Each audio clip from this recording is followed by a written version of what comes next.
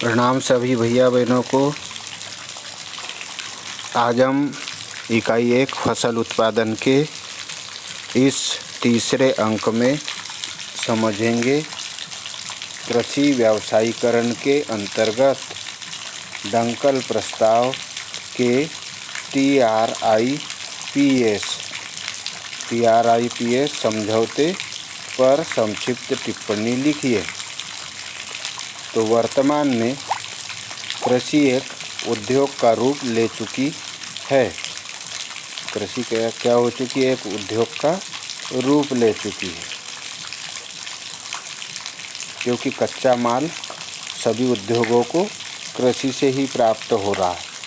और देख रहे हमें कि इसे अब सरकार ने भी उद्योग का रूप दे दिया है, व्यावसायीकरण करना शुरू कर दिया है। इसी के अंतर्गत गाँव में तकनीकी का विकास करके आधुनिक खेती शुरू कर दी है। तो कृषि आज वर्तमान समय में एक उद्योग का रूप ले चुकी है। अर्थव्यवस्था के उदारीकरण ने इसे और आसान बना दिया है।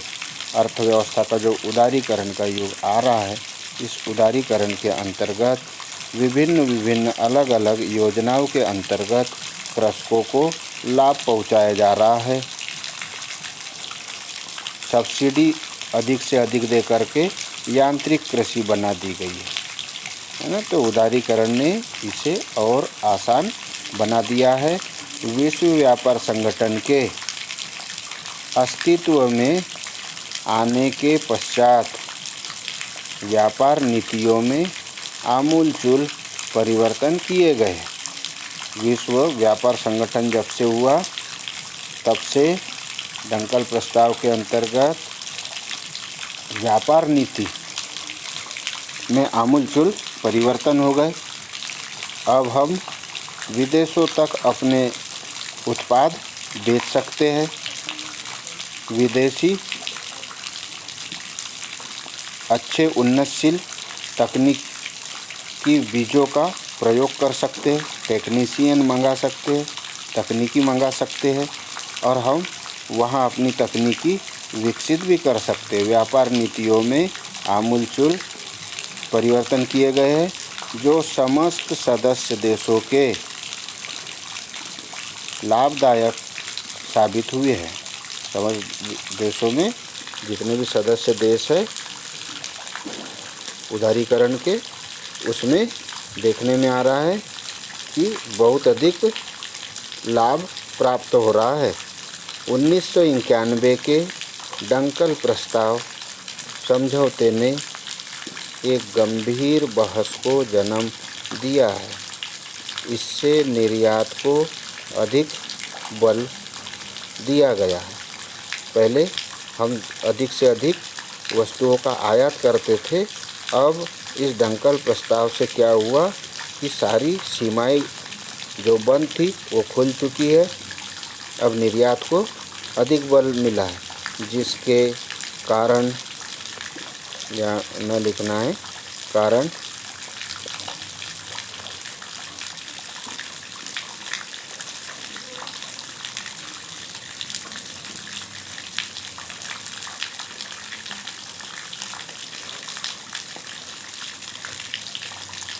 के कारण नकदी फसलें अधिक उगाई जाने लगी है। नकदी फसल अधिक उगाई जाने लगी है, इसलिए देश की खाद्य आपूर्ति प्रणाली प्रभावित होने लगी है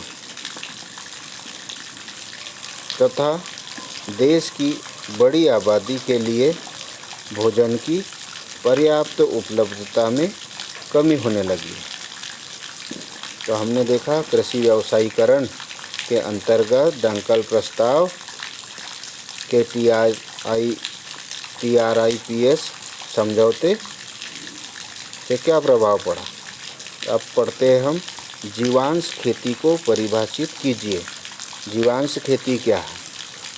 तो इस खेती की ऐसी प्रणाली जिसमें फसल चक्र को न केवल कृत्रिम उर्वरकों एवं रसायनों से दूर रखा जाता है। कृत्रिम उर्वरक और रसायनों से फसल चक्र को न सिर्फ दूर रखा जाता है, फसल चक्र किसे कहते हैं? जैसे दलहनी फसल के बाद में एक बीजपत्री फसल, एक बीजपत्री फसल के बाद दलहनी फसल, है ना। तो खेती की ऐसी प्रणाली जिसमें फसल चक्र को न केवल कृत्रिम उर्वरकों और रसायनों से दूर रखा जाता है, बल्कि उसमें फसल के अवशेषों, पशुओं के मलमूत्र एवं विभिन्न कार्बनिक पदार्थों से प्राप्त खाद का उपयोग किया जाता है तथा भूमि की यहाँ उत्पादकता लिखना है ना, उत्पादकता को बनाए रखने, वृद्धि तत्वों की पूर्ति करने एवं कीटों व खरपतवारों के नियंत्रण के लिए जैव पीड़कों का उपयोग किया जाता है। जीवांश खेती कहलाती है। जैव पीड़क यानी जो जीवों को पोषित करता हो, अधिक बढ़ाता हो, ऐसे जैव पीड़कों का उपयोग किया जाता है, जीवांश खेती कहलाती है। यानी अधिक से अधिक जीवांश पदार्थ या कार्बनिक पदार्थ, जो गोबर घास होती है वो कार्बनिक खाद कहलाती है। तो अधिक से अधिक क्या करेंगे? जीवांश खादों का प्रयोग करके भूमि की जीवांश शक्ति को बढ़ाना ही जीवांश खेती कहलाती है।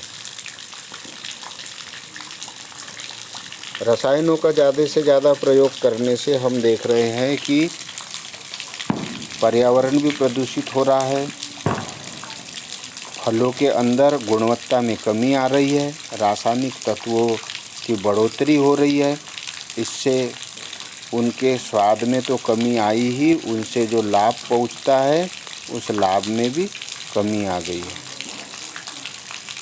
जैविक खेती आधुनिक समय की मांग, देख रहे हैं किसान किस प्रकार से कर रहे हैं, सरकार भी इसे बढ़ावा दे रही है। अगर ऐसा नहीं किया गया तो हमें विरासत में जो ज़मीन मिली है, हम वो ज़मीन अगली पीढ़ी को नहीं लौटा पाएंगे। तो अगली भी पीढ़ियाँ पोषित हो, ऐसी हमें चिंता करना है।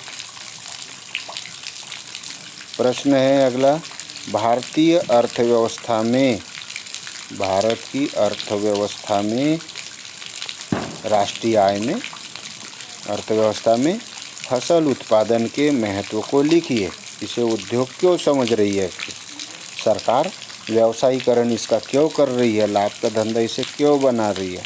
राष्ट्रीय आय में कृषि उत्पादों को बढ़ावा क्यों दे रही है? तो फसल उत्पादन का राष्ट्रीय अर्थव्यवस्था में क्या महत्व है? तो उत्तर नंबर 1, यह राष्ट्रीय आय का प्रमुख स्रोत है, क्योंकि 75% जनसंख्या हम देख रहे गाँव में निवास करती है और गाँव में कृषि के अलावा कोई उद्योग नहीं है, कोई कार्य नहीं है। तो गाँव के लोगों का जीवन यापन, और शहर में भी हम देखते हैं कि शहर में भी मानव की मूलभूत आवश्यकताएं जो होती है उसकी पूर्ति कृषि के द्वारा, फसल उत्पादन के द्वारा ही होती है। अगर फसल उत्पादन नहीं करे तो हमारी जो भोजन की आवश्यकता है उसकी पूर्ति नहीं हो पाएगी। तो यह राष्ट्रीय आय का प्रमुख स्रोत है। दूसरा, यह आर्थिक विकास का मुख्य आधार है। आय का मुख्य आधार है, यह प्रति व्यक्ति आय बढ़ाने का मुख्य आधार, इसी से व्यक्ति की आय बढ़ती है। इससे होता है क्या कि कृषि के साथों साथ अन्य भी उत्पाद उत्पन्न हो जाते हैं। जैसे कृषि के साथ मछली पालन कर सकते हैं, मुर्गी पालन कर सकते हैं, बकरी पालन कर सकते हैं, गाय पालन, भैंस पालन, दुग्ध उत्पादन बढ़ा सकते हैं। दुग्ध उत्पादन से हमें दही, मही, पनीर, घी इत्यादि उत्पाद प्राप्त हो सकते हैं। मिठाई बना करके हम बेच सकते हैं, मावा बना करके बेच सकते हैं। उसके उत्पादों से हम अन्य उत्पाद बना करके अच्छा लाभ कमा सकते हैं। यह आर्थिक विकास का मुख्य आधार है। तो हमारे देश की अर्थव्यवस्था में कृषि का विशेष महत्व है। यहाँ के 67% लोग 67% लोग कृषि कार्यों से जुड़े हैं। अगर ये इसको जीवन का आधार नहीं बनाए, राष्ट्रीय आय का आधार नहीं बनाए, तो ये 67% लोग गरीब हो जाएंगे,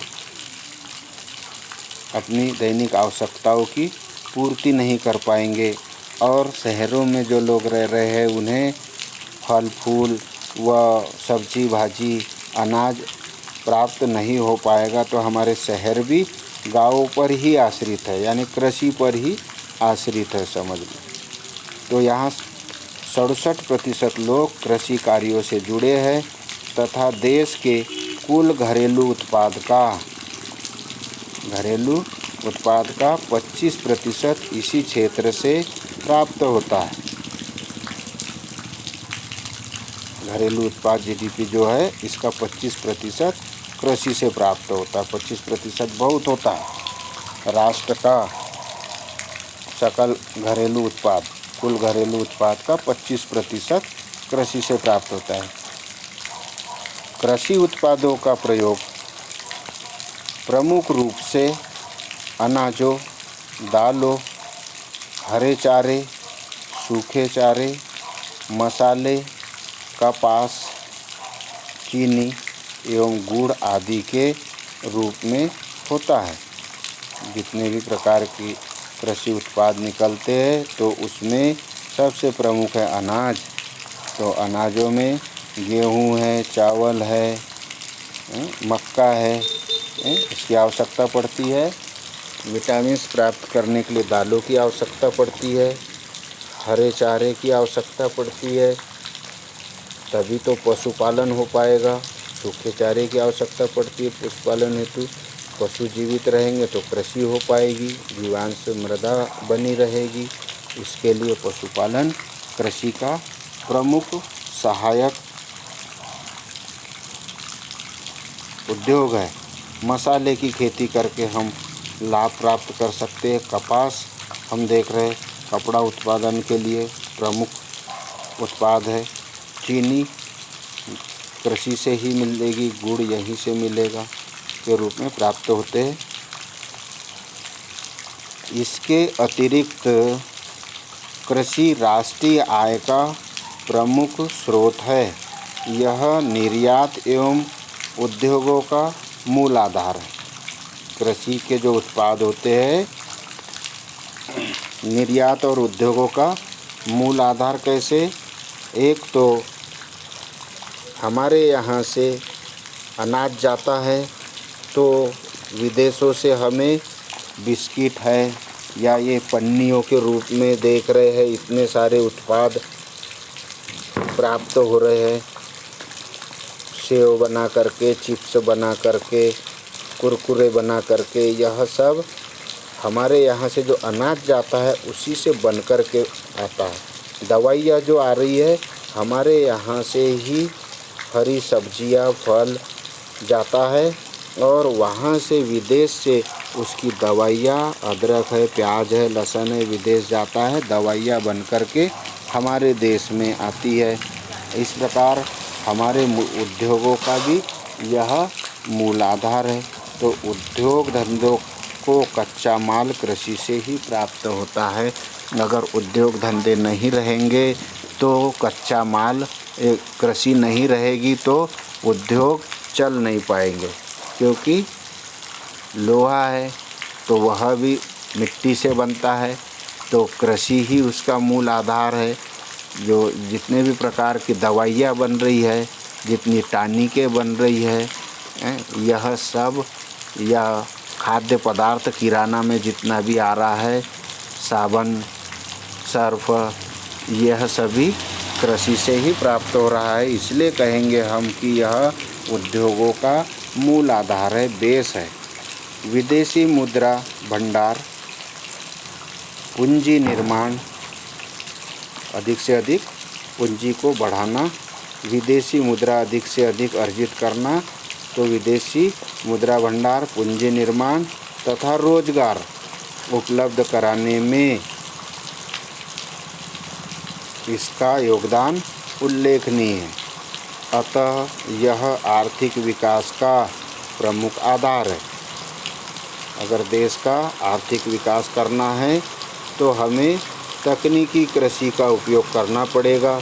अधिक से अधिक छोटे खेतों में अधिक उत्पादन, अधिक लाभ प्राप्त करना पड़ेगा, तभी हम हमारे देश को उन्नति की ओर ले जाएंगे। प्रणाम सभी को।